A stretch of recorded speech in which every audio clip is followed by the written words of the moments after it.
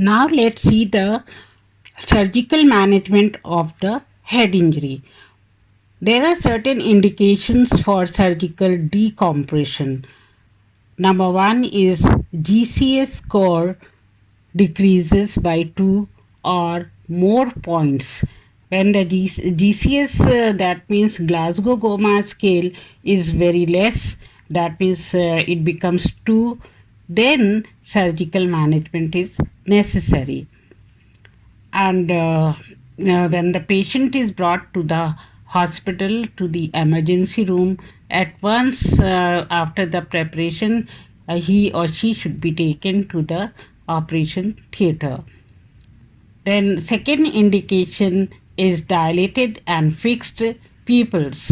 This is a very bad sign of the patient when the fixed eyes, fixed pupils, and dilated pupils occur. That means patient is closer to death. Number three, the intracranial pressure increases and it becomes more than 20 millimeter mercury. Normally, the intracranial pressure should be below 10, but when it becomes 20 or near about 20, then the operation has to be done. Otherwise, pressure increase means there is collection of the fluid in the brain, and that may destroy the different vital centers in the brain, and patient may become very serious. Then surgical intervention include craniectomy to excise the damaged bone, evacuation of hematoma, dura repair, and ICP monitoring. So this can be done. For example, first of all, craniectomy. Craniectomy means removal of the skull bone, or it can be evacuation of hematoma. When the hematoma is removed from the brain, that is known as the evacuation of hematoma. Then dura repair. Suppose the dura mater is disturbed, disrupted, or ruptured, then one can open the skull for the dura mater repair. And when the ICP has to be monitored, that time also surgery is required, in which the burr hole is made in the skull, and the catheter is inserted, and then intracranial pressure can be monitored from time to time. ICP monitor can be inserted to enhance the management. It is considered life-saving procedure to prevent further complications such as central herniation, and mostly bifrontotemporoparietal procedure is done.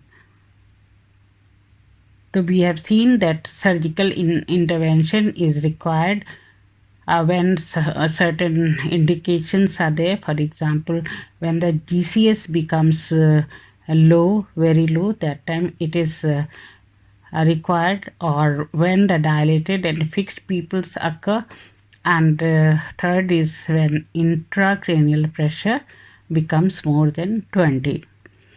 Now let's see the nursing management of the patient with head injury. The goal of nursing management, it is to maintain the patient's airway, assist with the intubation, and ventilatory assistance if it is required. So sometimes only airway is required for the patient, and sometimes intubation is done for the gaseous exchange, and uh, in the serious cases the ventilator is required. And turn the patient every 2 hours to and encourage coughing and deep breathing exercise. The turning of the patient is required for the prevention of bed sore, and coughing and deep breathing exercise is required for the prevention of pneumonia. Apply firm pressure over the injury for subdural tap and observe for the drainage and dressing. Four things should be avoided after a concussion. Number one, excessive physical activity, increased heart rate that may worsen the symptoms. Then second thing which should be avoided is strenuous mental activities such as reading, computer work, playing video games, and texting and watching TV can overstimulate the brain. So watching all these electronics thing which require the which can cause the stress, and they can overstimulate the brain. Next is driving the vehicle too soon. So in the initial period after the head injury, the driving should be avoided. And fourth management is the pain relievers. So pain relievers have to be given because patient develops severe headache. Hypotonic, that is low sodium and dextrose containing fluid, should be avoided. 0.9% normal saline or even 3% normal saline should be considered. The use of albumin in trauma victims is controversial. Then mannitol is given to reduce the brain swelling or edema after the head injury. Ringer lactate also is avoided because it increases intracranial pressure. Side effects of mannitol should be observed, which are dry mouth, excess urination, excessive thirst, headache, nausea, and vomiting. So these are the side effects of mannitol. When they occur, then we must inform the physician or surgeon. Then nursing diagnosis should be made by us, that is ineffective cerebral tissue perfusion related to the increased ICP and decreased CPP. Second is fluid volume deficit related to decreased LOC, that means level of consciousness, and hormonal dysfunction. And third is risk for injury related to decreased level of consciousness. Knowledge deficit regarding the treatment modalities and current situation. The patient may have knowledge deficit regarding the treatment, and his relatives also may have the lack of knowledge about the treatment. So these are the various nursing diagnoses for the patient of head injury, and we must make the nursing intervention and nursing evaluation according to this diagnosis. Okay, so this is all about the head injury. I hope you have understood. So what all we have seen under head injury chapter, number one is the definition. Definition that it is a trauma to the scalp, skull, or brain, which may result in mild to excessive damage to the brain. Then types of head injury. There are two types of head injury. Number one is open, number two is closed. Open head injury is of three types, that is scalp laceration, fracture in the skull, interruption of the durameter. So these are the types of open head injury. Open head injury is also known as the penetrating head injury. Then second is the closed head injury or non-penetrating head injury, in which the scalp is not lacerated and the bones are not broken of the skull. That is closed head injury. And this also is of two types. Number one is concussion, number two is contusion. So concussion, when inside the skull, the brain is jarred or blown from one side of the skull to the another side. Then contusion means it is bruising type of injury to the brain, to the inside of the brain, and collection of blood take place and the hematoma is formed. Then we have seen the causes of the head injury. Causes of head injury, as you know, it can be due to fall or due to the sports or due to various causes. Road traffic accidents are the most common ones.